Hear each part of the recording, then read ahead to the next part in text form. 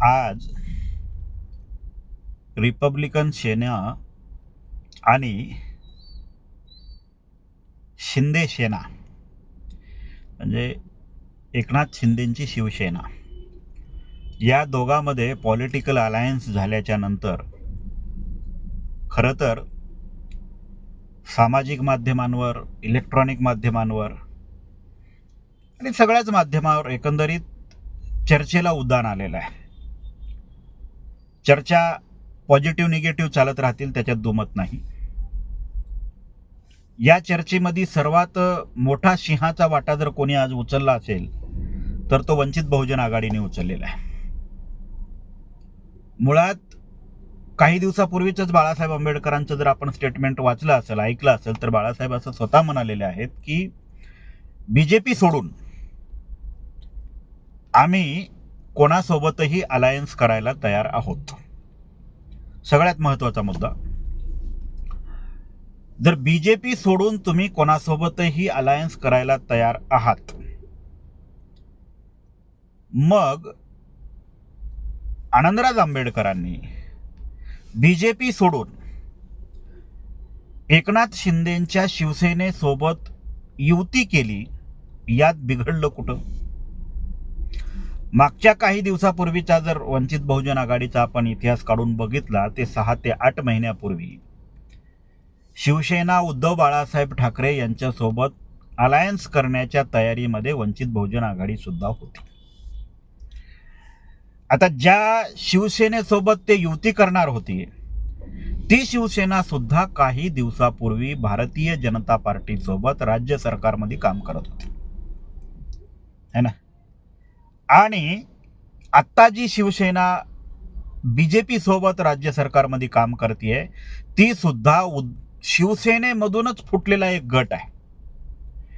त्यामुळं उद्धव बाळासाहेब ठाकरे यांची शिवसेना आणि एकनाथ शिंदे यांची शिवसेना, हे जे दोन गट त्यांच्यामध्ये पडलेले आहेत, मुळात हे दोनही गट तुम्ही कितीही त्यांना सेक्युलरिझमच्या तुपामध्ये घोळलं तरी ते शेवटी कडवट हिंदुत्ववादीच आहेत आणि ते राहणार, त्याच्यात दुमत नाही. त्यामुळं तुम्ही उद्धव बाळासाहेब ठाकरेंच्या शिवसेनेसोबत केलेली युती चुकीची म्हणजे बरोबर, आणि आनंदराज आंबेडकरांनी एकनाथ शिंदेसोबत केलेली युती चुकीची असं म्हणताच येणार नाही. हे पहिलं क्लेरिफिकेशन झालं.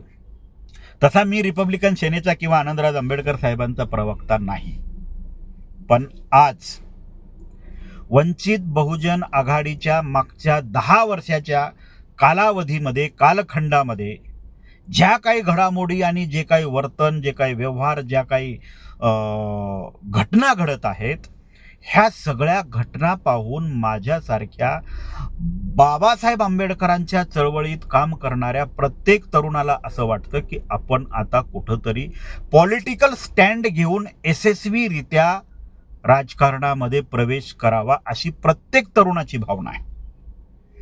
आणि तुमच्या माध्यमातून जे स्वाभिमानाचं तुणतुणं नेहमीच वाजवलं जातंय, खरं तर हे 40 वर्षापासून वाजवलं जातंय. ह्या तुणतुण्यानं, स्वाभिमानाच्या तुणतुण्यानं फक्त लोकांना मूर्ख बनवलेलं आहे. त्यांना साध्य काहीच करता आलं नाही. नेहमीच टीका होत असते की बीजेपी संविधान विरोधी आहे, संविधान द्रोही आहे. कसा आहे, इतिहास उकरून काढायचा म्हणलं तर सगळ्यांचाच काढता येतो, है ना.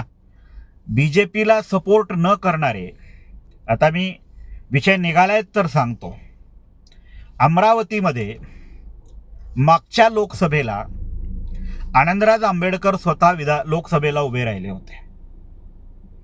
वंचित बहुजन आघाडीचा विश्वकर्मा, जो महाराष्ट्राचा वंचित बहुजन आघाडीचा अध्यक्ष आहे, अध्यक्ष का उपाध्यक्ष समथिंग आहे, हाच विश्वकर्मा आनंदराज आंबेडकर अमरावतीमध्ये लोकसभेला उभे राहिलेले असताना सुद्धा नवनीत राणा या बाईचा प्रचार करत होता.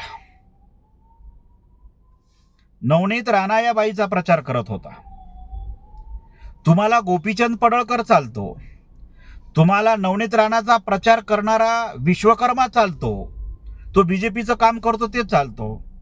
बीड परळीतल्या वंचित बहुजन आघाडीच्या कार्यकर्त्यांची ऑफिस आणि बसण्याची जी ठिकाणं आहेत ना, ही सगळी धनंजय मुंडे आणि पंकजा मुंडेंच्या ऑफिसमधून चालतात, त्यांची नियंत्रणं. आणि असं फक्त एकाच ठिकाणी नाहीये, हे सगळ्याच मतदारसंघामध्ये आहे. म्हणजे तुम्ही छुप्या पद्धतीने बीजेपी सोबत काम करता, छुप्या पद्धतीने बीजेपीचे उमेदवार निवडून आणायला मदत करता.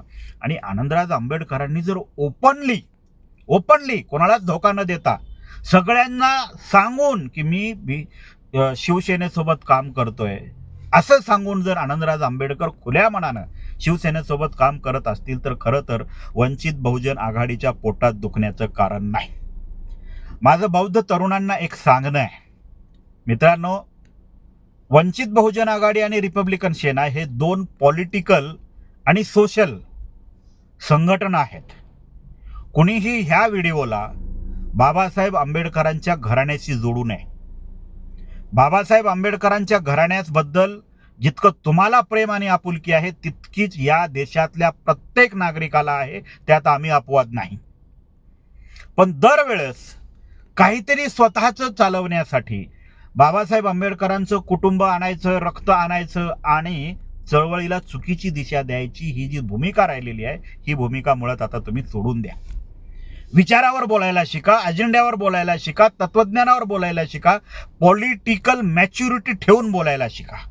भावनिक होऊन कुठल्याच गोष्टी साध्य करता येत नाहीत आणि आतापर्यंत करता सुद्धा आल्या नाहीत.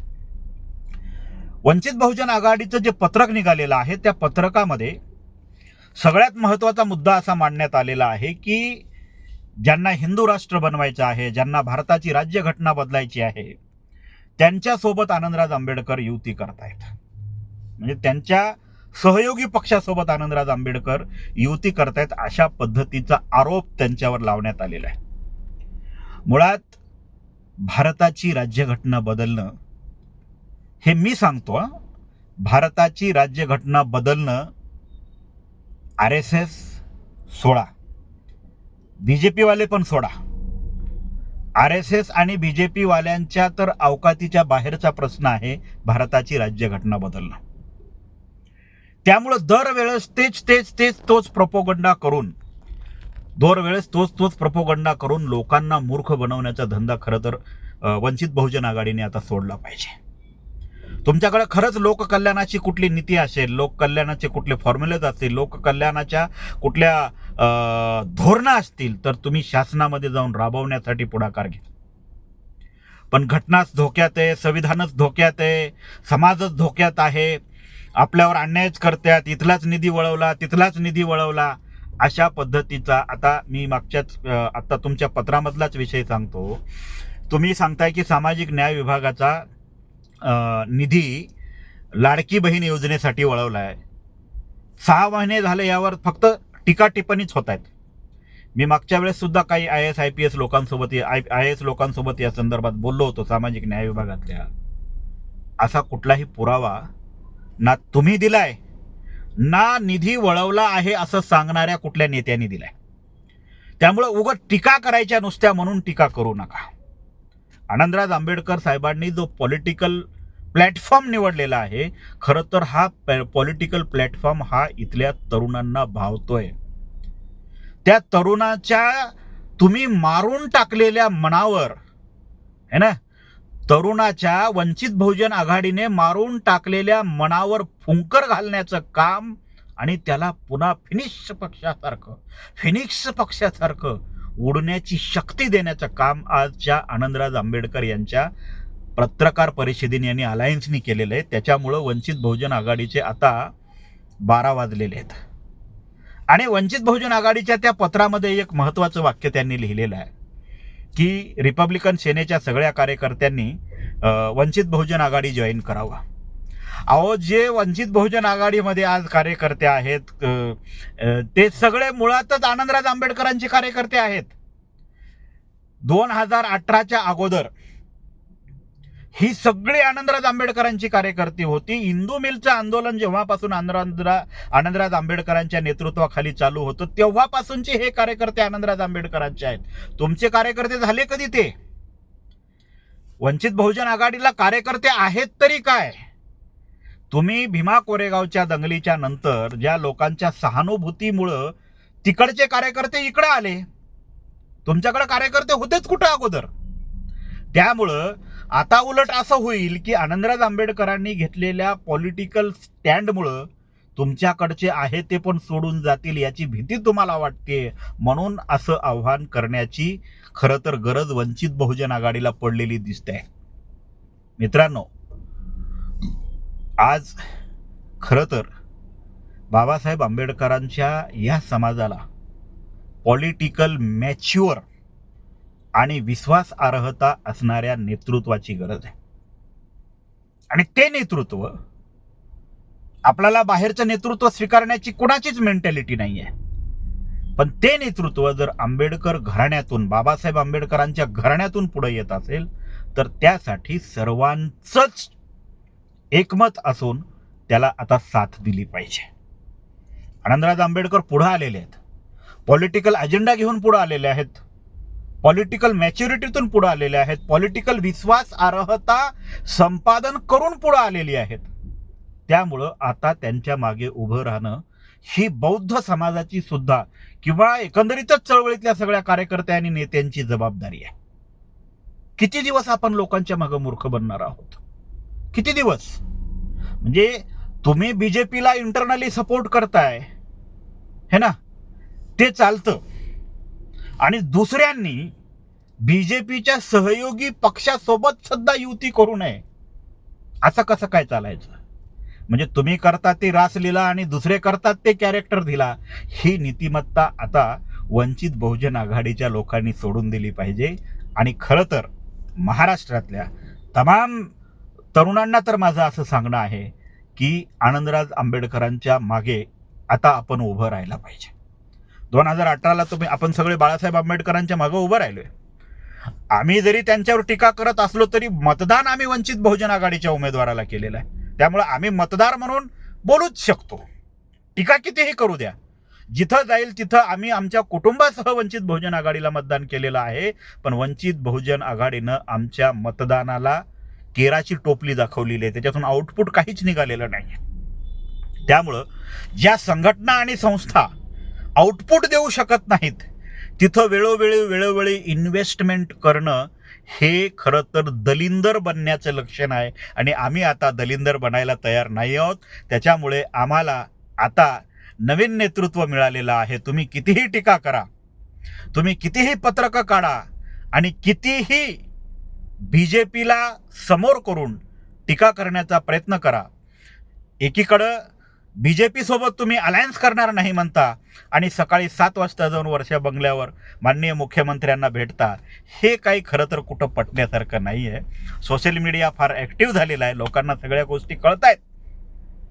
त्यामुळं आनंदराज आंबेडकरांनी घेतलेल्या भूमिकेशी जरी तुम्ही सहमत नसलात तरी संपूर्ण समाज सहमत आहे.